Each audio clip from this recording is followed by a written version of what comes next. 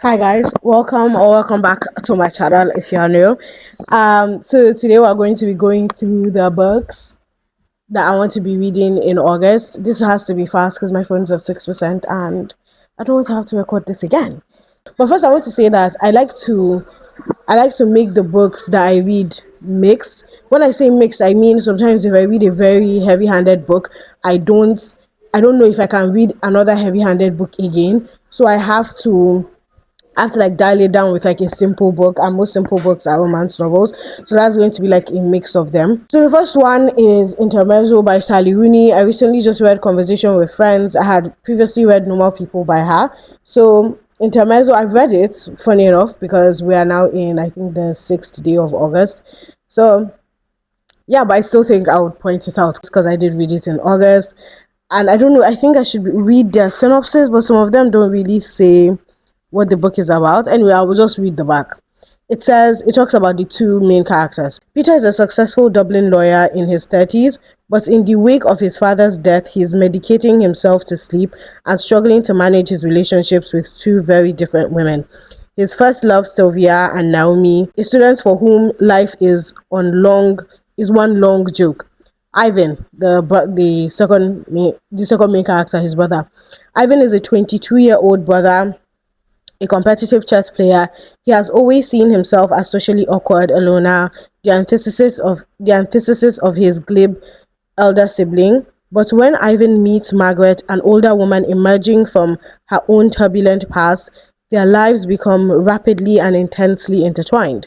For two grieving brothers and the people they love, this is a new interlude, a period of desire, despair, and possibility, a chance to find out how much one life might hold inside itself without breaking. Insane. Insane. I'm not going to talk about it. I'm not going to talk about it more after that. I'm going to talk about another book that I've read this month, and that is Love Theoretically. The second book I read was Love Theoretically, but I'll still add it to my TBR. And Love Theoretically is by Ali Hazelwood. So the plot goes like this.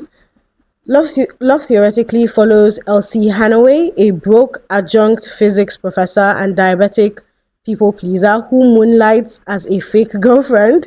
Her world collide. Her worlds collide when her dream job interview at MIT is overseen by Jack Smith, an elite experimental physicist who is also the brother of her fake dating client and a fierce rival to theorists. This book is good. I just want to say, for the plot alone, you know where we're going with this. It's a great book. The rest of the books I'm going to be mentioning, I haven't read them, so I'm just going to be reading their plots and what I think about them, whether I would read them. Because my TBR is not necessarily all the books I will read, because who knows? Who knows? I can end up not reading any of these books at the end of the month. So another book I want to read, this book was actually picked by the book club that I joined. It's called The Buried Giant by Kazuo Ishiguro.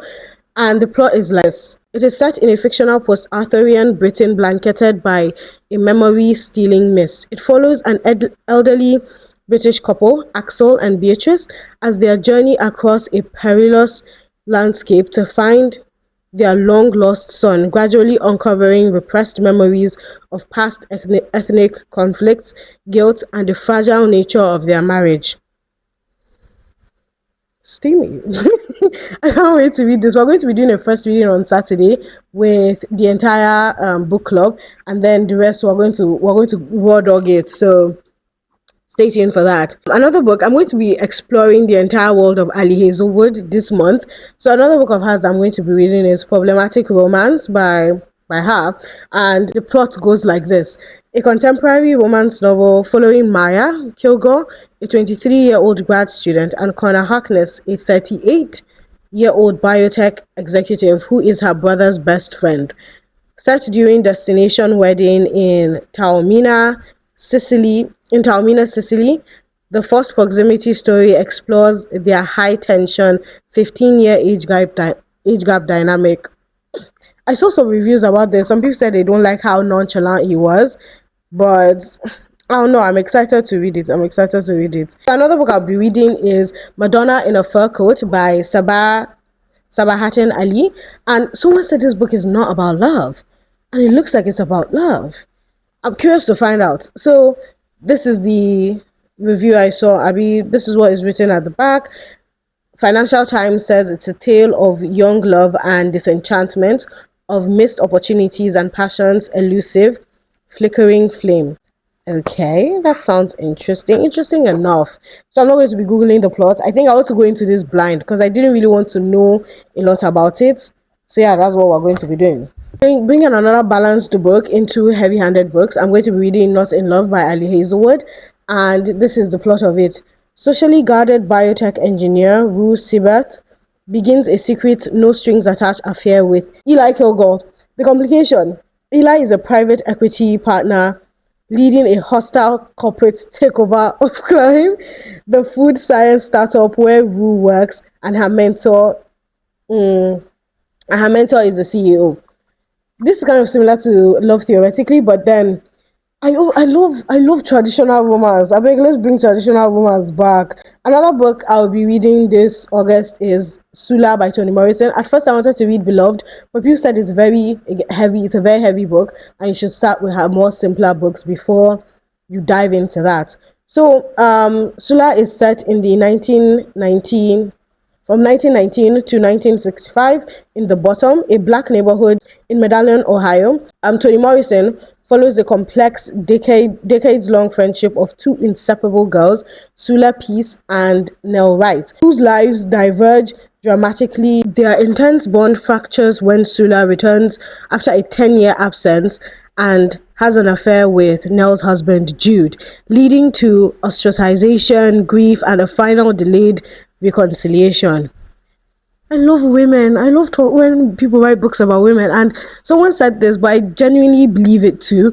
Not a lot of books are written about like female friendships, and we need more. Jumping into another heavy book, we're reading The Blind Assassins by Margret Atwood.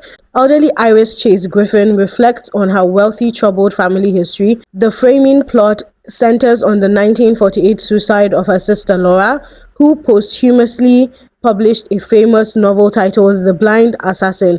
Iris' narrative reveals a web of sacrifice, forbidden love, and hidden revenge. Again, I just love that a woman is like present in the book. Like the woman is the main character, all of that. I'm really interested to read this. The only other book of Margret Atwood that I've read is Handmaid's Tale, and that was an amazing book that really changed the way we see the world. Moving on, I'm going to talk about, I think, the final romance novel on my TBR, which is Deep End, still by Ali Hazelwood. And it's about a Stanford junior platform diver, Scarlett, and Swedish Olympic swim captain, Lucas. They enter into a secret teammates with benefits arrangement, and they navigate physical intimacy and their shared hidden desires. Their casual fling turns into genuine emotional vulnerability while preparing for high stakes athletic pressure. I just love romance novels, guys. I try to balance it out by reading like literary fiction, but this is where my heart lies. If I'm being honest, this is where my heart lies. So excited to read this, and I think that's all for here. So as I started to edit, and thank God I decided to edit early, I realized that I didn't talk about The Secret Lives of Baba Segi's Wife, which is another book that I'm planning to read this month. So the book follows Baba Segi, a wealthy, boastful polygamist in Ibadan, Nigeria, and his household when he marries an educated young woman named Bolanle. Her failure to conceive triggers medical tests that expose a massive family secret. Baba Segi is infertile, and none of his other children are his. This is so good. Oh my God, I can't believe I didn't read this, and it's the best one. I can't wait to read this. The movie is coming out soon on Netflix, I think, and I would really love to just read the book first. So yeah, I forgot to mention this. Last book I'm planning to read. I've already started it, I think. I read the foreword and the prologue. It's by Octavia Butler, and the name is Kindred. Ayobami Adebayo, who is also a very good writer, wrote the foreword of this, so it's nice, I'm presuming. And she talks about it a lot in the foreword, but I'm just going to be reading what someone said. No, I think it's the plot. In 1976, Dana dreams of being a writer. In 1815, she's assumed a slave. When Dana first meets Rufus on a Maryland plantation, he's drowning. She saves his life, and it will happen again and again. Neither of them understands his power to summon her whenever his life is threatened, nor the significance of the ties that bind them. And each time Dana saves him, the more aware she is that her own life might be over before it's even begun. Bury me. This is nice. This is a nice plot.